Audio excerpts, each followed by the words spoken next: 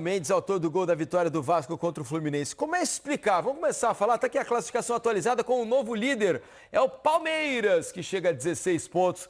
Mesma pontuação do São Paulo nos critérios de desempate. O Palmeiras assume a liderança do campeonato até aqui. O Bahia é o terceiro com 14. O Fluminense agora é o quarto, fechando o G4 com 13.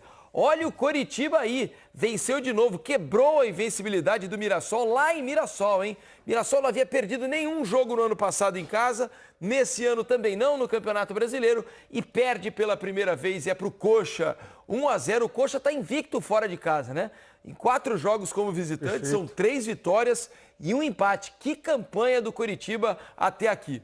O Flamengo é o sexto com 10 junto com o Atlético Paranaense, o Grêmio 8, Corinthians 8, o Vasco sobe para a 10ª posição também com 8. Do outro lado, ó, aqui a parte de baixo, Galo 8, Bragantino 8, Vitória tem 7, Chapecoense, Mirassol e Santos 6, o Santos ali na beira da zona do rebaixamento, dentro do Z4, o Internacional, que agora é o 17º, saiu da lanterna com essa primeira vitória 5, o Botafogo e o Remo tem 3, assim como o Cruzeiro, lanterna do campeonato. Vejam vocês, hein?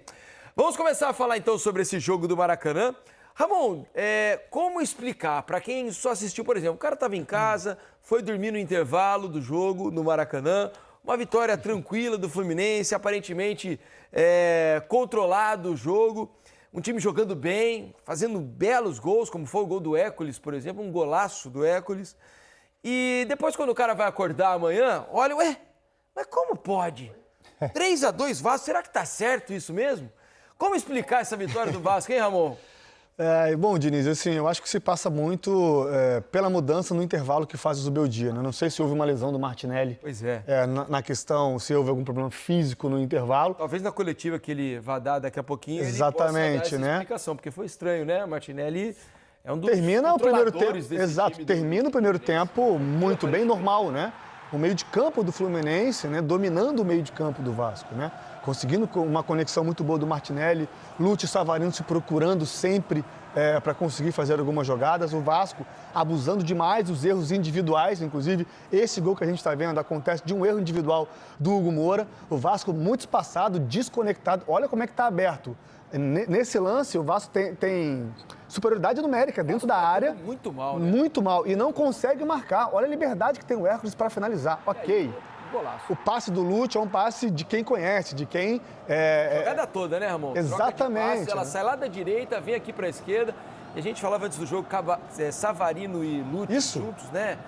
Dá um... E foi um Vasco muito mal no primeiro tempo, né? Mas é isso, eu acho que a saída do Martinelli, logo após a saída do Lúcio, que correu muito, se dedicou muito defensivamente também no primeiro tempo, fez com que o Fluminense chamasse o Vasco para o seu campo. E esse gol acendeu tudo no Vasco, né? Exato. O gol do Nuno, né, para diminuir a vantagem do Fluminense, que era de 2-0 naquela altura, mudou completamente o jogo, né? Somado às substituições dos dois times, que pioraram muito o Fluminense, melhoraram bastante o Vasco, né? Aí o jogo virou completamente, né? Esse é o ponto, assim, até a gente brincava fora do ar, né? Eu estava aqui, não tinha concordado com a mexida do Renato de ter tirado o Andrés Gomes, por mais que o Andrés tenha errado muito mais do que acertado hoje no jogo, mas é um cara que é o melhor jogador do Vasco no ano. E você num clássico perdendo, tirar um jogador que tenta, que é incisivo, que tem força, que tem transição, é complicado. Mas o Renato está no dia a dia, sabe o que faz. O certo é o Renato e errado estava eu de pensar isso. Eu que tenho que ser cornetado por pensar isso. Ele mexe muito bem, o time melhora e consegue o empate com o cruzamento do Cuiabano, que mais uma vez fez uma bela partida. Curioso que o Vasco tem melhorado sempre no segundo tempo, né, Abel? Faz o primeiro tempo ruim, no segundo tempo volta, às vezes com mexidas, né?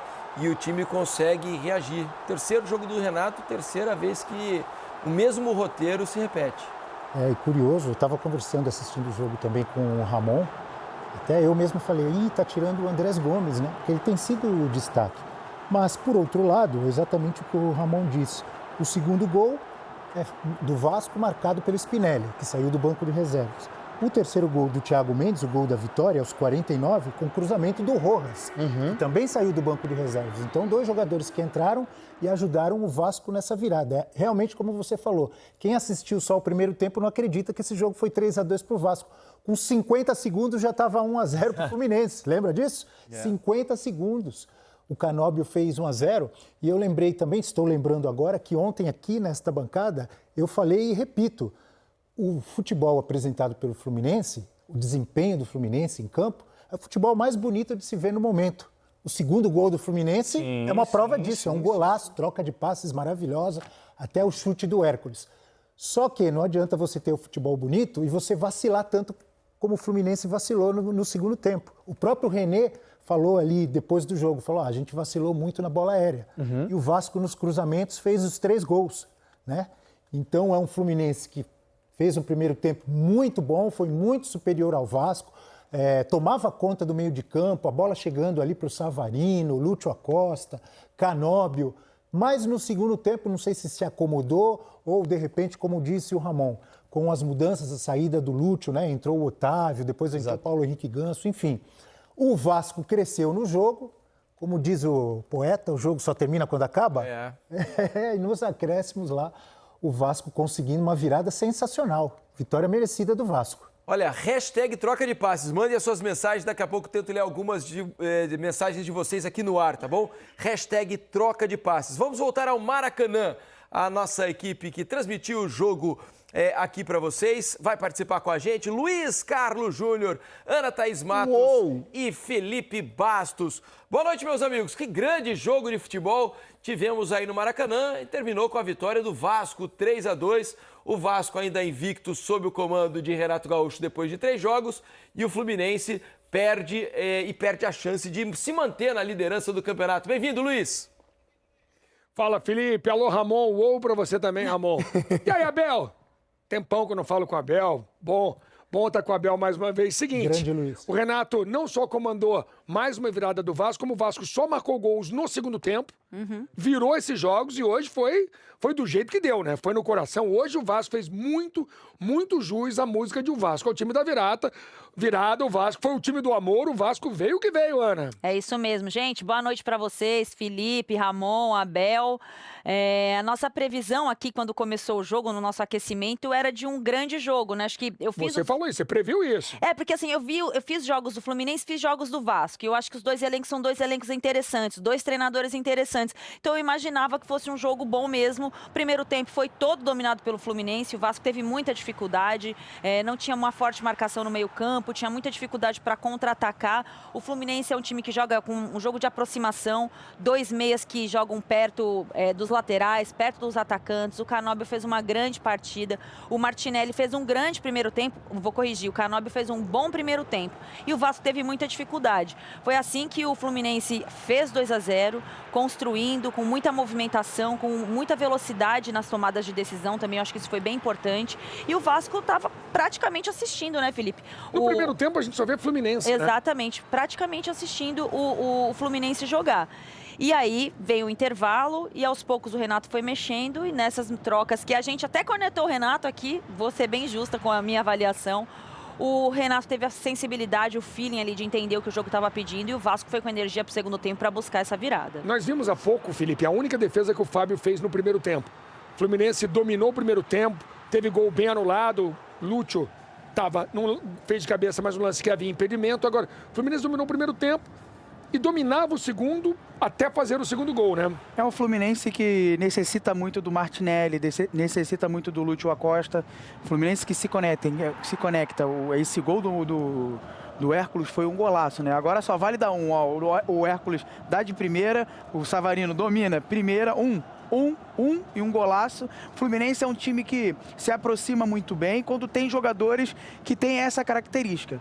Quando você muda o Martinelli e bota um Otávio, o jogo muda totalmente por característica de jogador.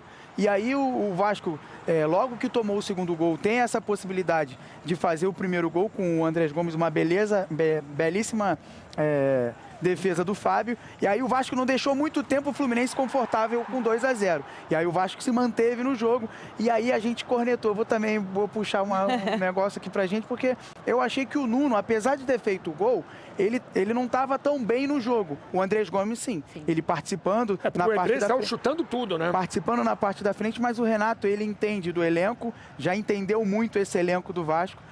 entendeu o que precisava, botar o Brenner, o Spinelli dentro da área para preencher zona de finalização, e foi isso que aconteceu. Foi premiado com esse gol do Spinelli, que empata o jogo e o Vasco se mantém. O torcedor acompanhou esse time, empurrou esse time para a virada. Foi um Vasco valente. Nos últimos 3 jogos, o Vasco enfrentou um Palmeiras, que é o líder do campeonato, um Fluminense, que vai brigar pela liderança porque tem um time muito bom, e um Cruzeiro de um grande investimento. De 9 pontos, fez 7. Então é um Vasco que vem numa retomada.